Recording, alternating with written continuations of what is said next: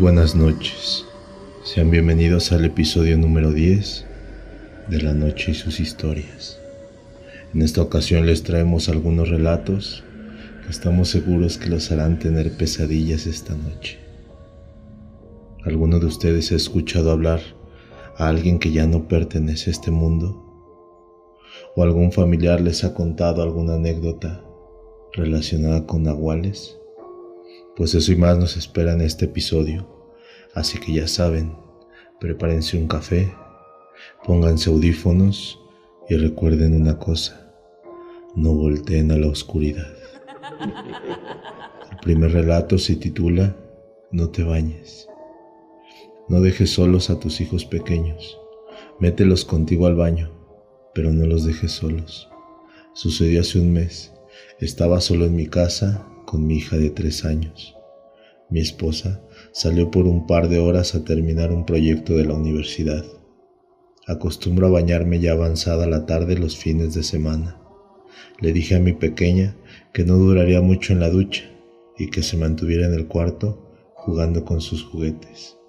Entré al baño dejando la puerta entreabierta. Mientras me duchaba, le preguntaba a mi hija: ¿estás ahí, pequeña? A lo que ella respondía: aquí estoy, papi. Seguí en la ducha por un par de minutos y le volví a preguntar: ¿estás ahí, pequeña? Y de nuevo: aquí estoy, papi. No recuerdo cuánto pasó después de eso. Tal vez transcurrieron unos 5 minutos más, cuando volví a preguntar: ¿estás ahí, pequeña? No hubo respuesta. No le tomé mucha importancia. Tal vez estaría jugando muy concentrada. Volvieron a transcurrir unos minutos más y de nuevo hice la misma pregunta, pero al no obtener respuesta me preocupé. Salí de la ducha, me sequé lo más rápido que pude, llegué a la habitación y ahí estaba ella, boca arriba con los ojos bien abiertos. La expresión de su cara me causó terror. La llamé por su nombre varias veces, pero al recoger su cuerpo del piso me di cuenta que no respiraba. Entré en desesperación y marqué al 911. Al llegar los paramédicos, la declararon muerta. Al ser muy reciente, no estaba claro lo sucedido. Pero al día siguiente, al hacerle la autopsia, encontraron una zapatilla de una de sus muñecas en su garganta. Aquello me destrozó. Mi esposa me culpó de su muerte.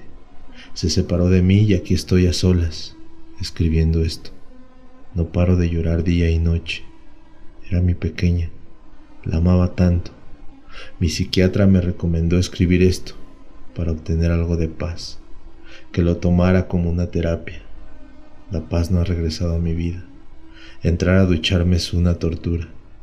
Por esa razón lo hago unas 2 veces por semana, porque al sentir el agua caliente caer sobre mí, una extraña fuerza, llena de furia y melancolía, me obliga a preguntar: ¿estás ahí, pequeña?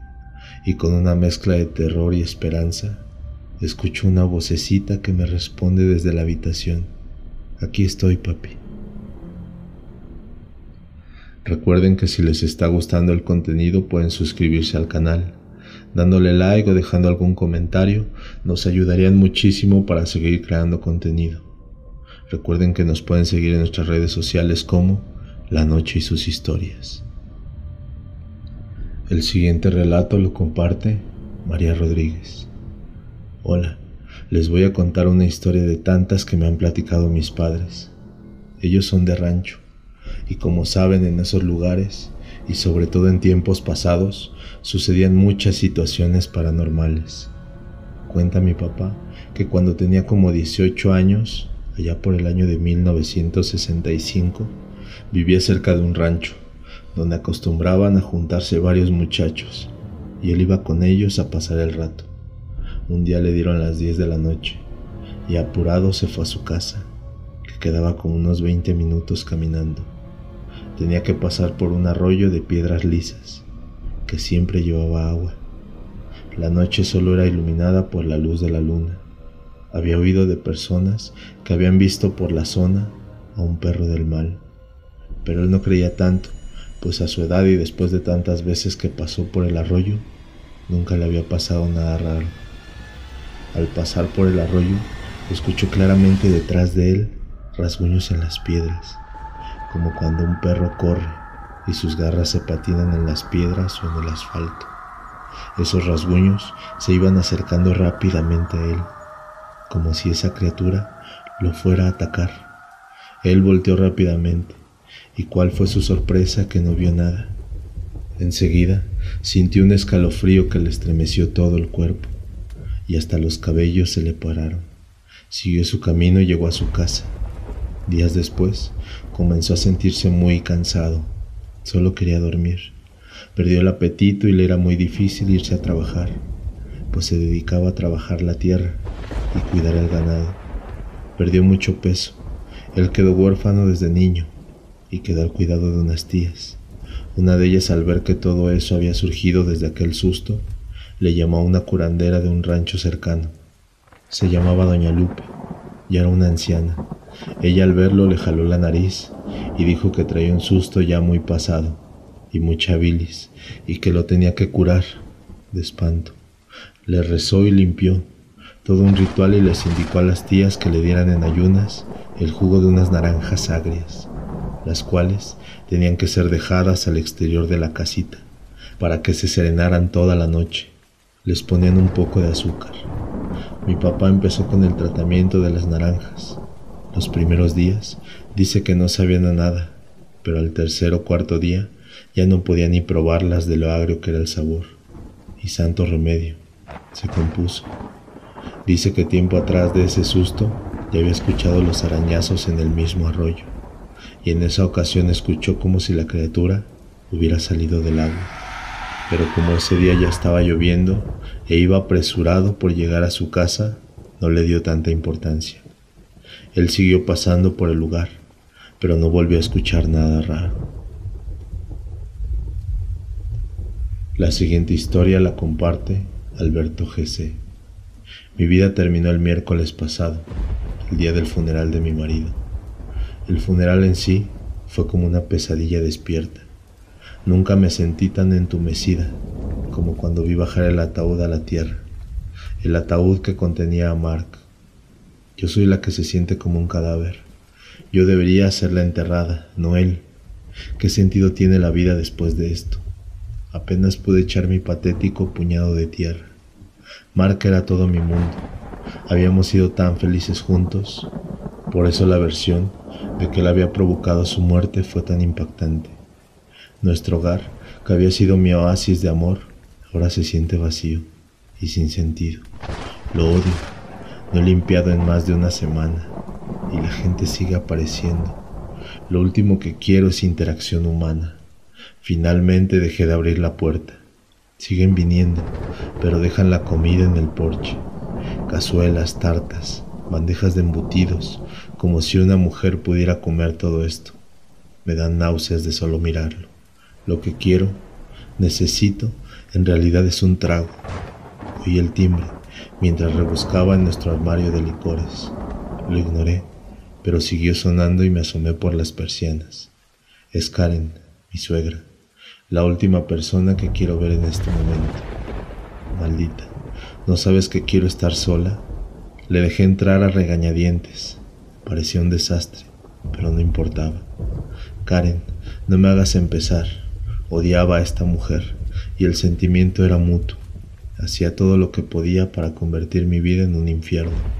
Todo por quitarle a su precioso hijo. Karen se sentó en la mesa. Había traído un plato de brownies y me acercó uno en una servilleta. Cariño, tienes que comer algo. Admití que tenía razón. Tiré del brownie hacia mí y le di un mordisco. Ella sonrió ligeramente mientras sorbía su café. Sí, me estoy comiendo tu tonto brownie. ¿Estás contenta, Karen? Tus brownies son mis favoritos, dije entre bocado y bocado. Me miró duramente un largo rato. Lo sé, dijo lentamente. Es una pena que no te comieras ninguno de los que te envié la semana pasada. Los hice especialmente para ti. Fruncí el ceño. ¿Qué brownies? Supongo que no llegaste a probarlos, contestó, y mi hijo Mark los probó primero. Me sentía mal. No te preocupes, continuó. Me aseguré de aumentar la dosis esta vez. No quería que sufrieras. Al principio te quería fuera del juego, pero ahora solo quiero terminar el trabajo. La siguiente historia se titula Yo te amo. Luego del nacimiento de mi pequeña Sofía, tuve un accidente automovilístico. Quedé en las peores condiciones que puedan imaginarse. Mi cuerpo no respondía para nada. No podía articular mis extremidades. En pocas palabras, estaba en una cama en mi casa como un vegetal. Solo mis ojos eran los que tenían movimiento. Pasado algún tiempo, ya mi pequeña cumpliendo sus 5 añitos, mi esposa decidió hacerle una pequeña fiesta, a la cual llegaron invitados muy conocidos de la familia. Yo sentado en unas sillas de ruedas en un rincón, nadie fue capaz ni siquiera de saludarme. Solo mi pequeña Sofía, cada vuelta que ella venía, me daba un beso acompañado de un abrazo. Eso me hacía bien. Mi esposa dejó de quererme. Yo lo pude presenciar desde que sufrí el accidente. Me maltrataba verbalmente. Decía que un día mis padres tenían que hacerse cargo mío, porque ya no iba a cargar con esa calamidad toda la vida. Esa calamidad era yo. Ese mismo día del cumpleaños de mi pequeña, llegó Roberto, un amigo mío. Más que un amigo, era mi hermano. Bueno, eso pensaba yo. Al llegar, se me acercó. Me dio primero un golpe en la cabeza y al ver que yo no reaccioné, me dijo que realmente yo era una cosa inservible, que era puro vegetal en descomposición. Luego dijo que él sería el marido de mi esposa y el padre de mi pequeña. Llamó a mi esposa y frente a mí la besó. Los dos rieron mirándome a la cara y mi esposa dijo: ¿Viste lo que te dije? Él ni siente ni padece y mucho menos oye. Solo ve y a duras penas. Siguieron riendo una y otra vez. Se burlaban sin piedad. Yo sí veía y oía muy bien. Hicieron que un odio profundo fuera creciendo dentro de mí. Un día, sentado en la mesa para cenar, y ya Roberto viviendo ahí, le dijo a Rebeca, mi esposa, que por qué me sentaba junto a ellos en la mesa, cuando ella podía darme la cena encerrada en la habitación, que era muy desagradable cenar con alguien babeándose. Rebeca, sin pensarlo, me llevó a una de las habitaciones más pequeñas de la casa y me dijo que llamaría a mis padres para que vinieran por mí. ¿Qué hice para merecer tan malos tratos? O peor aún, ¿qué mujer fue la que escogí para casarme? Temía mucho por mi pequeña, pero en fin. Al siguiente día vino mi padre por mí. Mi madre agonizaba en una cama, en la casa, con un cáncer de páncreas que la debilitaba cada día. Ahora era mucho para mi padre. Cabe decir que soy hijo único. Pasaron algunos meses y mi madre falleció. Notaba el sufrimiento doble de mi pobre padre. Llevaba mucho tiempo sin saber de mi pequeña y mis fisioterapias dejaron de existir, ya que mi padre no tenía la economía suficiente para pagar un médico que fuera a la casa para ayudarme, y a mi cuenta bancaria Rebeca la había dejado en cero. Mi padre un día me dio una gran sorpresa, y es que trajo a mí, a mi pequeña Sofía, pero le tuvo que suplicar a la malnacida de Rebeca para que la dejara ir por tan solo 2 horas. Al transcurrir las 2 horas, se apareció Rebeca con Roberto, y estos me dijeron que yo era un hueso duro de roer, porque aún seguía con vida. Pero lo que no sabían es que yo tenía mis 5 sentidos en su lugar, y que todo lo que hablaban lo podía escuchar, y que mi pequeña Sofía me contó que la maltrataban a diario. También me dijo que Roberto la maltrataba mucho y le daba golpes y que su madre lo permitía. Todo eso me dijo, y llorando mucho en ese instante, yo pude mover un dedo, algo que me alegró mucho, porque si moví un dedo, sabía que podía ponerme en pie y todos, absolutamente todos, pagarán por lo que han hecho. No tendré piedad con ninguno de los dos. Lo que merecen es la muerte. Una noche, cuando mi padre me llevó a descansar para mi habitación, vi que se dobló de golpe y pegó un grito de dolor. Abrí los ojos tan grande que pensé que se me saldrían, y fue que en mi desesperación dije: ¿qué pasó, padre? Él se volteó hacia mí, y con una cara de espanto, como el que ve un fantasma y con lágrimas en los ojos, y sin medir las consecuencias, se me fue arriba y me abrazó. Luego yo lo abracé y me dijo: Dios es grande y oyó todas mis plegarias. Luego le pregunté por qué se había doblado y por qué dio ese grito tan grande, y me dijo que no me preocupara, que solo eran molestias de la vejez y que se sentía muy cansado. Yo sé que me ocultaba algo, pero no quise presionarlo. Él merecía ese momento de felicidad al ver que ya podía hablar y mover los brazos. Eso sí, le dije que no se lo comentara a nadie.